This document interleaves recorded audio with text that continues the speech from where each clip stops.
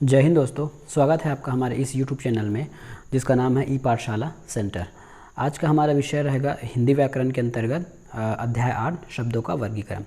इससे पहले हमने कुछ वीडियो डाले हैं हिंदी व्याकरण के, वो हैं हमारे संधि हैं, वर्तनी हैं, वर्णमाला हैं। इस प्रकार कुछ वीडियो डाले गए हैं। क्योंकि ये फाउंडेशन कोर्स है इसलिए उसमें लगभग 25 से 37 वीडियो डाल चुकी गई हैं। अगर वो वीडियो आपने पहले नहीं देखा है तो वो पहले देख लीजिए, क्योंकि किसी भी चीज़ को समझने का अच्छा तरीका होता है किसी भी चीज़ को समझने का तरीका होता है उसके नीचे स्तर से ऊपर जाना। क्योंकि ये हमारा फाउंडेशन कोर्स है, किसी भी प्रकार का ये टारगेट बैच के रूप में नहीं पढ़ाया जा रहा है। आपको क्रमवार इसमें वीडियो मिलने वाले हैं। यदि आप पहले से उन बातों को जानते हैं तो ये यहाँ से आप देख सकते हैं। यदि आप नहीं जानते तो उस सब पहले वीडियो को आप पहले देख लीजिए। तो आज का हमारा विषय है शब्दों का वर्गीकरण। अब ये समझते हैं कि शब्द क्या होता है। ठीक है, ये शब्द है, समझते हैं कि शब्द क्या होता है। किसी भी बात को समझने के लिए उसके शाब्दिक अर्थ को जानना चाहिए कि शब्दों का वर्गीकरण। पहले हम अगर यही नहीं जानेंगे कि शब्द क्या होता है तो हम ये नहीं बता पाएंगे कि शब्द होता क्या है या फिर उसको कैसे बांटेंगे। पहले शब्द जान लीजिए, शब्द से पहले वर्ण जान लीजिए, वर्ण पहले ध्वनि जान लीजिए। चलिए, तो मैं शुरू से आपको थोड़ा सा पहले का वीडियो बता देता हूँ कि वर्ण और अक्षर क्या होता है। उसके बाद हम शब्दों का वर्गीकरण सीखेंगे। मैं थोड़ा यहाँ पे थोड़ा जूम कर लेता हूँ। ये देखिए, हम पढ़ने वाले हैं शब्दों का वर्गीकरण। तो शब्द के पहले क्या होता है? ध्वनि होती है ना। शब्द के पहले होती है ध्वनि, और ध्वनि के पहले होता है वर्ण। ये होता है आपकी ध्वनि। ध्वनि के बाद होता है वर्ण। अब मैं बताऊंगा इन दोनों को अंतर क्या है ना। वर्ण के बाद होता है आपका अक्षर, और अक्षरों के समूह को बोलते हैं हम शब्द। ये है इसकी क्रम। अब कई बुकों में आपने देखा होगा कि ध्वनि और वर्ण को एक ही मानते हैं, और लगभग ये एक ही हैं। इसको बोलने और में जैसे किसी मैंने अगर अ बोल दिया है ना, अ बोल दिया, तो जब मैं बोल रहा हूँ तब वो ध्वनि है। यदि इसी को हम, ये है मौखिक है आपकी। यदि आप किसी भी वर्ण क ख ग घ ङ च छ ज झ जो भी है 52 अक्षर में से, 52 वर्ण में से आप किसी भी को बोलते हैं तो वो ध्वनि कहलाता है ना। तो ध्वनि होती है आपकी मौखिक। ठीक है, अब जब इसी मौखिक ध्वनि को आप जब किसी सिंबल का रूप दे देते हैं, सिंबल मतलब होता है किसी तरह का उसको लिख लेते हैं, है ना, तो उसको बोलते हैं हम वर्ण। सिंबल है ये सिंबल, और क्या बोल सकते हैं, चित्र, प्रकार, वर्ण जो भी है। ठीक है, जब इसी जो चीज़ आप मुंह से बोल रहे हैं यदि उसको लिख दिए, जैसे अ बोले और अ को लिख दिए तो ये वर्ण हो गया। ठीक है, अब अक्षर क्या होता है? तो सभी स्वर आपके अक्षर होते हैं, लेकिन आपके सभी व्यंजन अक्षर नहीं होते, है ना। व्यंजन अक्षर नहीं होते, ये केवल वर्ण होते हैं। जैसे क एक वर्ण है, यदि हम क के साथ यदि कोई स्वर मिलाते हैं तब वो अक्षर बनता है, तब वो यहाँ पे आके अक्षर बन जाता है। ये हो गया हमारा अक्षर। अब है शब्द, है ना। अक्षर के सार्थक समूह को हम शब्द बोलते हैं, जैसे राम, ठीक है, जाना, खाना, ठीक है, इसको हम शब्द बोलते हैं। तो इसी का हमको वर्गीकरण पढ़ना है। और वर्गीकरण कैसे पढ़ना है कि ये शब्द बने कहाँ से हैं। ठीक है, ये शब्द बनते कहाँ से हैं। राम है, जैसे दूध वाला समझिए, है ना, ये दूध वाला, ये वाला शब्द का आपका कहाँ से बना है। ठीक है, उस शब्द के कितने अर्थ हैं, कितने विपरीत अर्थ हैं, कितने विकारी है, कौन सा अविकारी है, ये सब हम शब्द निर्माण या शब्दों का वर्गीकरण में पढ़ेंगे। तो चलिए अब शुरुआत करते हैं शब्द वर्गीकरण। ठीक है, शब्दों का वर्गीकरण। मैं पेंट कलर चेंज कर लूँ, शायद इसमें अच्छा नहीं दिख रहा है। वर्गीकरण मैं शॉर्ट में लिखूँगा ना, क्योंकि मेरे हाथ में अच्छे से लिखते नहीं बनता है, क्योंकि मैं फ़ोन से रिकॉर्डिंग कर रहा हूँ। मैं शॉर्ट में लिखूँगा। ठीक है, शब्दों का वर्गीकरण में हम सबसे पहला हम देखते हैं, सबसे पहला हमारा है स्रोत या उत्पत्ति के आधार पर, है ना। ये स्रोत के आधार पर, स्रोत के आधार पर हमारे कितने उपसर्ग शब्द हैं? तो देखिए, तो इसमें 5 हैं आपके। 5 कौन सा है? एक है आपके तत्सम, ठीक है, तद्भव और देशज और विदेशज। कितना हुआ? 4 हुआ। एक और बचा है, यह है आपका संकर। संकर। ठीक है, ये हो गया आपके स्रोत के आधार पर। अब रचना के आधार पर या बनावट के आधार पर, देखिए ऐसा क्वेश्चन, खड़े क्वेश्चन पूछेगा, स्रोत के आधार पर कितने होते हैं। अब यहाँ रचना या बनावट, ठीक है, तो इसके आधार पे 3 हैं। कौन कौन से हैं? 3। एक है रूढ़, बाकी अभी आने वाले वीडियो हम सभी का डिटेल पढ़ने वाले हैं कि कौन सा रूढ़ शब्द है, कौन सा क्या है। रूढ़ है, फिर है यौगिक ग छोटा रहेगा ऐसे, यौगिक। उसके बाद है योग रूढ़। ठीक है, ये हो गया। तो शब्दों का टोटल कितना वर्गीकरण है? 4 वर्गीकरण है। टोटल 4 वर्गीकरण हम पढ़ने वाले हैं, 2 पढ़ लिए हैं। एक और वर्गीकरण देखते हैं, कौन सा कलर लूँ, चलिए यहाँ पे। ये है आपके अर्थ के आधार पे, है ना। अर्थ के आधार पे कितने हैं? तो अर्थ के आधार पे भी 5 है। मैं सिंबल में लिख रहा हूँ ना, एक अर्थी, अनेक अर्थी। पहला होगा आपका एक अर्थ, किसी भी शब्द का एक अर्थ, अनेक अर्थ, ठीक है। उसके बाद है समानार्थी, समान अर्थ, समानार्थी। उसके बाद है विपरीत और समरूपी भिन्नार्थक, समरूपी भिन्नार्थक। आने वाले वीडियो में हम इसको अच्छे से चर्चा करेंगे, ठीक है। इसको मैं छोटा कर लूँ, चल मिट गया, कंट्रोल जेड, मिट गया, वापस नहीं आएगा वो, ठीक है। और 5वां हमारा टाइप रहता था प्रयोग के आधार पर। प्रयोग के आधार पर, प्रयोग के आधार पर 2 प्रकार के रहेंगे, एक है विकारी, दूसरा है अविकारी, ठीक है, अविकारी। तो ये है हमारे शब्दों का वर्गीकरण। अब हम एक एक करके पढ़ेंगे। पहले पढ़ेंगे तत्सम, तद्भव, देशज, विदेशज, फिर संकर शब्द। इस प्रकार सभी वर्णों को हम देख लेंगे। एक लाइन में आपको बता देता हूँ कि शब्दों का वर्गीकरण पूछेंगे तो स्रोत के आधार पे कितने हैं आपके? स्रोत के आधार पे 5 प्रकार है। बोल के बता रहा हूँ, लिख नहीं रहा हूँ। तत्सम, तद्भव, देशज, विदेशज और संकर, ये स्रोत के आधार पे हो गए। रचना के आधार पे देखिए, रचना के आधार पे 3 है, रूढ़, योग रूढ़ और यौगिक। उसके बाद है अर्थ के आधार पर, तो अर्थ के आधार पर भी 5 है, एक अर्थ, अनेक अर्थ, समानार्थी, विपरीत और समरूपी भिन्नार्थक। उसके बाद है प्रयोग के आधार पर, प्रयोग के आधार पर आपके होता है विकारी और अविकारी, 2 प्रकार, ठीक है। तो वर्गीकरण कैसे किए हमने? स्रोत के आधार पे 5, रचना के आधार पे 3, अर्थ के आधार पे 5 और प्रयोग के आधार पे 2। चलिए आगे बढ़ते हैं। आगे हमारा टॉपिक है शब्दों का वर्गीकरण, ठीक है। तो यहीं से स्टार्ट करते हैं। तो शब्दों का वर्गीकरण में हम सबसे पहले पढ़ेंगे तत्सम, ठीक है। अक्षर,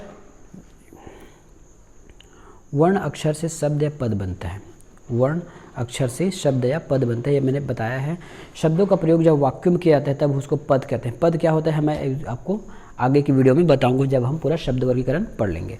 शब्द 4 प्रकार के होते हैं, बताया हूँ। उत्पत्ति के आधार पर 5 प्रकार होते हैं, तत्सम, तद्भव, देशज, विदेशज, संकर, ठीक है। तो आज हम तत्सम पढ़ने वाले हैं, तो आज हम तत्सम पढ़ने वाले हैं, ठीक है। तो तत्सम क्या है? संस्कृत भाषा में उपयोग किए जाने वाला शब्द, है ना। संस्कृत अलग भाषा है, हिंदी एक अलग भाषा है। संस्कृत से ही हिंदी बन के आई है। तो संस्कृत भाषा में जो शब्द उपयोग होता था, उसी शब्द को हम ज्यों का त्यों, बिना किसी उसके रूप में, लिखावट में चेंज किए बिना, है ना, परिवर्तन किए बिना हिंदी भाषा में उपयोग कर रहे हैं, उसे हम तत्सम शब्द कहेंगे, ठीक है। उसे हम तत्सम शब्द कहेंगे। एक ऐसा क्वेश्चन पीएससी में कई बार पूछा गया है कि किसी भाषा के मूल शब्द को, अगर ऐसा पूछा जाए कि तत्सम का है क्या चीज़ है, तो किसी भाषा के मूल शब्द को हम तत्सम कहते हैं, है ना। संस्कृत के मूल शब्द जो हिंदी में प्रचलित हैं बिना किसी चेंज के, वो तत्सम कहलाते हैं। तत्सम संस्कृत का ही रूप है, ऐसा भी क्वेश्चन पूछा जा चुका है कि तत्सम संस्कृत का ही रूप है ना, ठीक है। तो ये हो गया आपका तत्सम। अब तत्सम को समझते हैं कि इसको पहले हम संधि विच्छेद करके तत्सम को समझ लेते हैं। कलर चेंज कर लूँ, अच्छा नहीं दिख रहा है ये वाला, ठीक है। तो तत्सम है तत् प्लस सम, है ना। ये होता है आपका तत् प्लस सम, ये हो गया तत्सम। तत् का मतलब होता है उसके, तत् का मतलब होता है उसके, और सम का मतलब होता है समान या जैसा, ठीक है। तो इसका मतलब हो गया संस्कृत के जैसा, संस्कृत के जैसा, ये हो गया आपका तत्सम। ठीक है, अब आते हैं तद्भव के ऊपर। तो तद्भव है संस्कृत भाषा में उपयोग किए जाने वाले शब्द को, ठीक है, हम उसको उसका रूप बदल कर हम हिंदी में उपयोग करते हैं, जिसको हम भाषा में प्राकृत अपभ्रंश आदि का उपयोग बदली गई है। ठीक है, यह भाषा प्राकृतिक अपभ्रंश आदि में उपयोग होती है और बदलती बदलती हुई तद्भव शब्द कहलाए गए। पहले संस्कृत आया, उसके बाद बहुत सारे शब्द आ गए, प्राकृत है, पाली है, अपभ्रंश है, इस प्रकार वो शब्दों की बनावट चेंज हो गए। यदि कभी कोई क्वेश्चन पूछ दिया गया कि तत्सम में कोई शब्द को कैसे तद्भव में चेंज किया गया, तो हमने इसको अचानक अभी चेंज नहीं किया। ठीक है, उस शब्द का स्वरूप अचानक चेंज नहीं किया गया। जैसे एक है अक्षी, ये देख लीजिए, ये अक्षी, और आज हम इसको बोलते हैं आँख। तो ये अचानक चेंज नहीं हुआ है ना। तो ये जो शब्द है अचानक चेंज नहीं हुआ है, अचानक वो बहुत पीढ़ी दर पीढ़ी चेंज हुआ है। पहले क्या था, पहले संस्कृत भाषा थी, उसके बाद प्राकृत, अपभ्रंश, पाली, ये बहुत सारे भाषाएं आती गई। ठीक है, उसके बाद हिंदी आया है। तो बदलते बदलते इस अक्षी को लोग अपने बोलचाल की भाषा में, क्योंकि भारत देश बहुत बड़ा है, अलग अलग लोग हैं, अलग अलग जो बोलने की कलाएँ हैं, इस प्रकार वो बदलते बदलते अक्षी से आँख हो गया। तो ये इसको बोलेंगे तत्सम और इसको बोलेंगे तद्भव। एक शब्द में सुनिए, जो संस्कृत में जैसे का तैसा है, संस्कृत से उठा के हमने हिंदी में उपयोग कर लिया, वो हो गए हमारे तत्सम। कुछ शब्द को ज्यों का त्यों उपयोग ना करके हमने उसके कुछ रूप रेखाएं बदल दी, या फिर बदली गई, या उसको चेंज किए, परिवर्तन को ही हमने उसी रूप में उसको अपना लिया, तो उसको बोलेंगे तद्भव। ठीक है, तद्भव होता है। अब तद्भव का संधि विच्छेद करेंगे तो क्या होगा, तत् प्लस भाव, तत् प्लस भाव। तत् मतलब मैं समझा चुका हूँ, मतलब ये उसके है ना, ये हो गया है उसके, और भाव मतलब होता है होना। उसमें सम का मतलब होता था जैसा, या भाव का मतलब होता है होना, उसके जैसे होना। जैसे आँख का उपयोग, अक्षी आँख का उपयोग, जैसे आँख शब्द है यदि हम लिखते हैं, तो आँख ऐसे लिखते हैं, तो इसका मतलब क्या होगा, जो संस्कृत में जो अक्षी शब्द है ना, उसके अर्थ के अनुसार या अर्थ के बराबर इसका उपयोग, या अर्थ के बराबर ये इसका भी अर्थ होगा। आँख, अक्षी का जो अर्थ होगा उसी का अर्थ होगा आँख, और आँख का जो अर्थ होगा वो अक्षी के अर्थ के हिसाब से होगा। तो ये होता है तत्सम और तद्भव। ठीक है, समय देख लेते हैं, अगर ज़्यादा होगा तो नेक्स्ट क्लास में करेंगे, 12 मिनट है, एक टाइप देख लेते हैं। ठीक है, तो ये तद्भव और तत्सम आपको क्लियर हो गया होगा। आगे चलते हैं। अब तत्सम तद्भव की पहचान कैसे की जाती है। ठीक है, तत्सम तद्भव की पहचान कैसे की जाती है, तो इससे बहुत सारे नियम हैं, कानून हैं, देख लीजिए। ठीक है, उसके बाद इसका एक प्रैक्टिस सेट लगाएंगे, ये सब चीज़ करने के बाद तो फिर आपको अच्छे से समझ में आ जाएगा। तत्सम में छ है ना, छत्री वाला, और तद्भव में ख यूज़ होता है। मतलब ये है कि एक ही शब्द को हम दो अलग अलग भाषाओं में लिखेंगे, और उसमें एक में अक्षा यूज़ होगा और दूसरे में ख यूज़ होगा। जैसे हम यही लिखे थे अक्षी, अक्षी में ये मैं जैसे मैंने लिखा था, ये है अक्षी, ये हमें संस्कृत में है, तो इसको हम तत्सम बोलेंगे। और इसी को अगर तद्भव बोलना होगा तो हम इसको बोलेंगे आँख। देखिए यहाँ पे श है, यहाँ पे ख है। ठीक है, एक और उदाहरण लेते हैं, शार, छार। ठीक है, इसका ये होगा खार, छार का। तो जहाँ जहाँ आप श देखेंगे ना, छतरी वाला, वहाँ आप तत्सम लगाएंगे। ये 90% केस में होता है, 100% ऐसा नहीं होगा। ठीक है, आपको कुछ वोकैबुलरी आपको याद करके जाना ही होगा। ठीक है, और कुछ उदाहरण देख लेते हैं, और कुछ उदाहरण होगा। तो ये है क्षीर, आप खीर खाते हो ना, उसको संस्कृत में क्षीर सागर। आपने सुना होगा कि विष्णु भगवान क्षीर सागर में निवास करते हैं, और क्षीर का उस समय मतलब होता था खीर, और इसको भी हम खीर कहते हैं, ये खीर। ठीक है, तो ये हो गया, छ का ख हो जाता है, एक लाइन में याद कीजिएगा, छ का ख हो जाता है। ठीक है, उसके बाद है तत्सम में व, तत्सम में व और तद्भव में ब यूज़ होता है। जैसे देखिए वणिक, बनिया, वर्षा, बरखा, या इसको हम वर्षा और बरखा दोनों बोलते हैं। ठीक है, व का बगुला हो जाएगा, वर या तो देखिए, अब मैं इस दोनों में बता रहा हूँ तत्सम तद्भव कि इन दोनों का मतलब एक ही होता है। ऐसा नहीं कि ये अलग शब्द है, ये अलग शब्द है, दोनों का अर्थ समान होता है। वणिक मतलब भी होता है व्यापारी और बनिया का मतलब भी व्यापारी होता है। जैसे यहाँ देख लीजिए, व्याह का मतलब भी शादी होता है और ब्याह का मतलब भी शादी होता है। तो ये दोनों अलग अलग चीज़ें नहीं है, एक ही चीज़ है, बस लिखावट में अंतर है, मतलब एक ही है।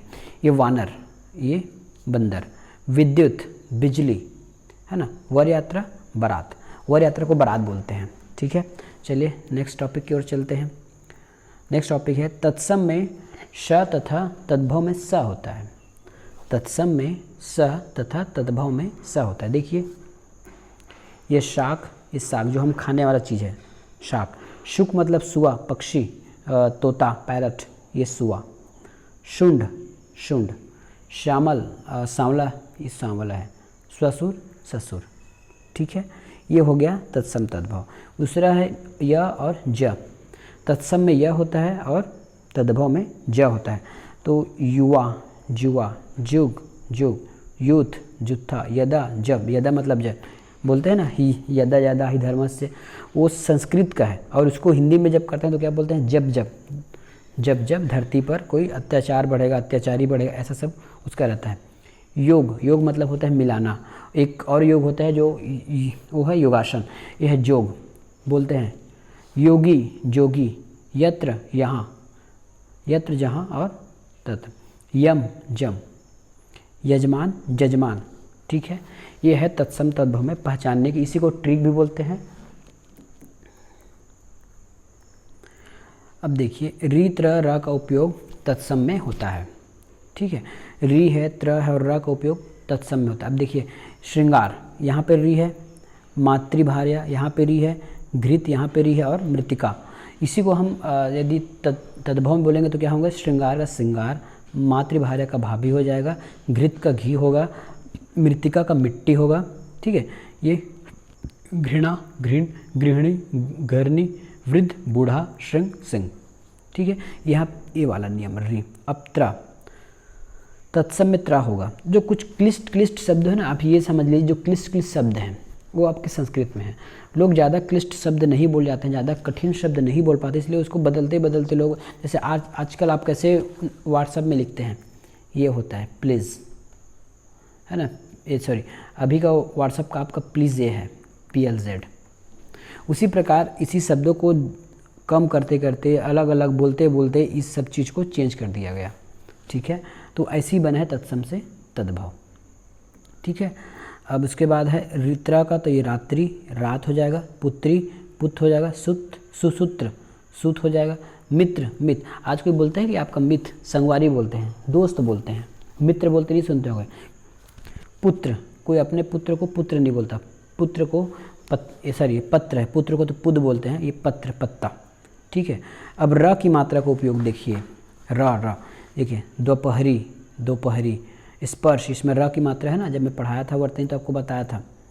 ये ऊपर जितने भी दिख रहे हैं ना, ये नीचे वाला, ऊपर वाला, ये वाला और ये सब र की मात्राएं हैं। अब र की दो से तीन प्रकार की मात्राएं होती है, वो मैंने वर्तनी में पढ़ा चुका है, वो दोबारा यहाँ नहीं बताऊंगा। यदि र की मात्रा आपको नहीं पता है कि कौन सा छोटा है कौन सा बड़ा है, इसमें भी कुछ मात्राएं छोटी हैं, कुछ बड़ी हैं। ठीक है, कुछ आधी हैं, कुछ पूरी हैं। सॉरी, मैं छोटी बड़ी बोल दिया था। कुछ मात्राएं आधी होती हैं, कुछ मात्राएं मतलब कुछ र बड़े हैं, कुछ र आधे, कुछ र पूरा है। तो वो आप वर्तनी में देखिएगा। ठीक है, अब देखिए चंद्र बिंदु वाले शब्द, जो चंद्र वाले हैं वो आपके संस्कृत हैं, चंद्र। और जो चंद्र लिखा गया, ऐसा लिखा गया है ना, ये जो बिंदु ऊपर लगा दिया गया है, ये जो चांद लगा दिया गया है, वो आपके तद्भव में आ जाएंगे। चंद्र, चांद, मुख, मुख, लंग, लंगड़ा, पुछ, पुछ, पुछ, पाँच। ठीक है, तो यहाँ पे हमारा आज का वीडियो यही समाप्त करते हैं। अगले वीडियो में हम मिलेंगे देशज शब्दों के साथ। तब तक के लिए धन्यवाद। चैनल अगर पसंद आ रहा हो तो ज़रूर वीडियो को लाइक कीजिए, चैनल को सब्सक्राइब कीजिए। मिलेंगे नेक्स्ट वीडियो में।